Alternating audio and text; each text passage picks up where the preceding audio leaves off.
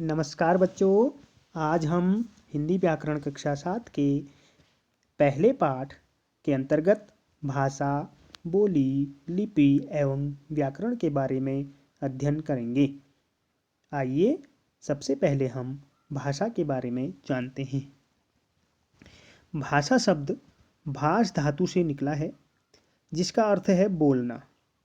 बोलने की प्रक्रिया मनुष्य के अस्तित्व के साथ साथ जुड़ी है। आदिकाल से ही मानव संकेतों एवं अस्पष्ट ध्वनियों से अपनी बात प्रकट करता था, किंतु इन अस्पष्ट ध्वनियों और संकेतों को तकनीकी दृष्टि से भाषा नहीं कहा जा सकता।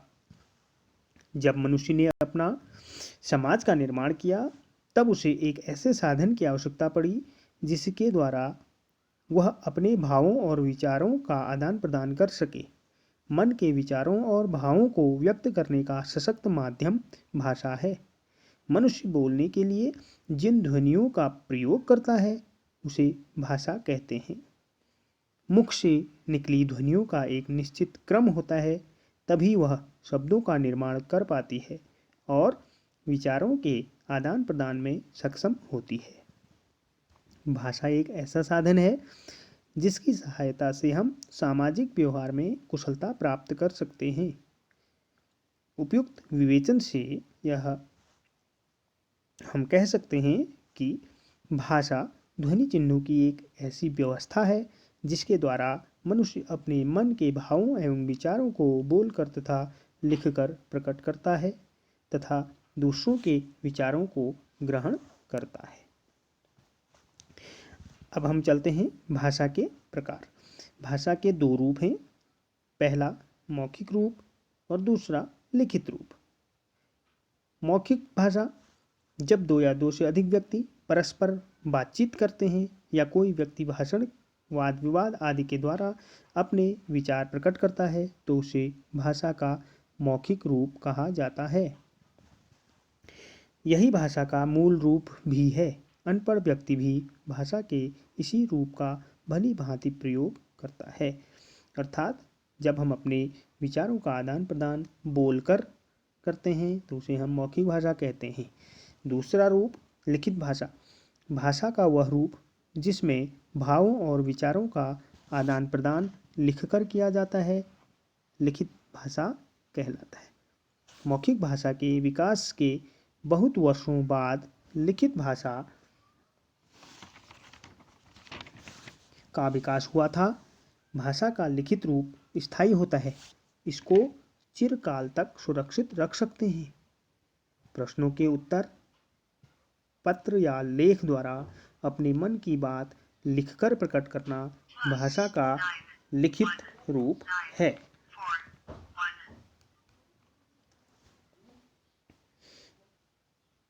अब हम आगे चलते हैं। लिपि अपने विचार और भावों को स्थिर स्थायी रूप प्रदान करने के लिए लिपि का उद्भव हुआ। भाषा के लिखने के ढंग को लिपि कहते हैं। जैसे आपको दिखाई दे रहा है, क, ख, ग ये हिंदी वर्णमाला के अक्षर हैं, वर्ण हैं, और दूसरी ओर आपको दिखाई दे रहे हैं अंग्रेजी के अल्फ़ाबेट्स ABC।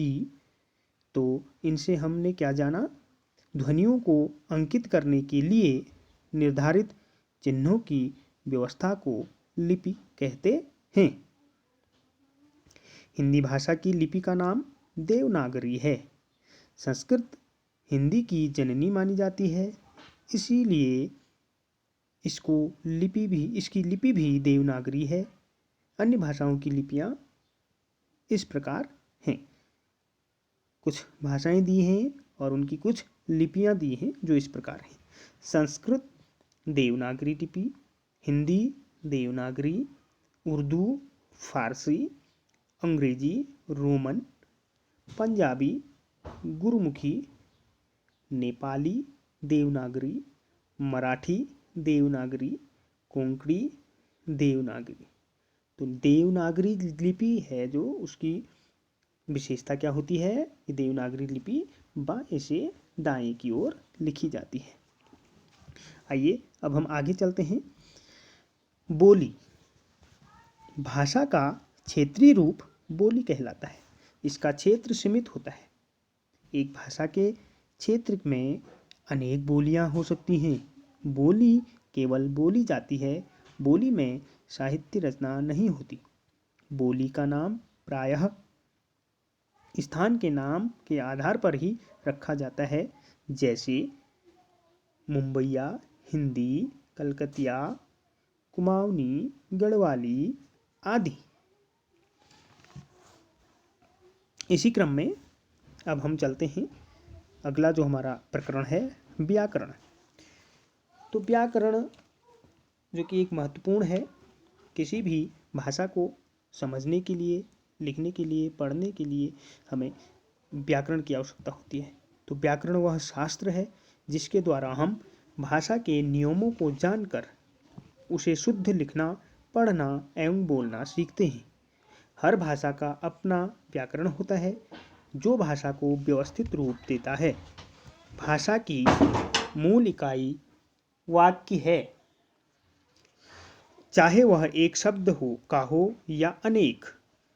वाक्य पदों से बनते हैं और शब्द वर्णों से बनते हैं। व्याकरण इन तीनों के नियमबद्ध संबंधों की जानकारी देता है। अतः व्याकरण के 3 विभाग माने जाते हैं: वर्ण विचार, शब्द विचार और वाक्य विचार। इसको हम इस प्रकार भी समझ सकते हैं। व्याकरण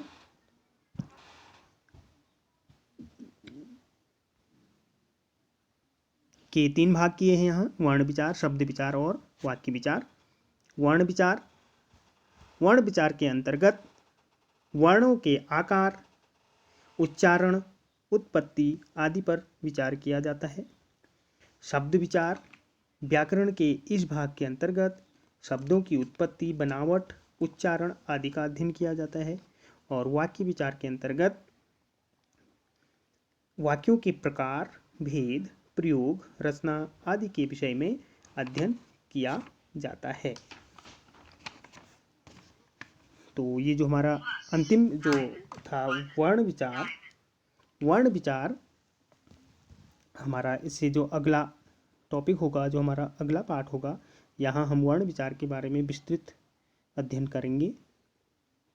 तो आज का जो हमारा टॉपिक था भाषा, लिपि, बोली और व्याकरण। तो आशा है आपको यह समझ आया होगा। अब हम आज का पाठ यहीं समाप्त करते हैं। अगली प्रस्तुति के साथ उपस्थित होंगे। तब तक के लिए नमस्कार, धन्यवाद।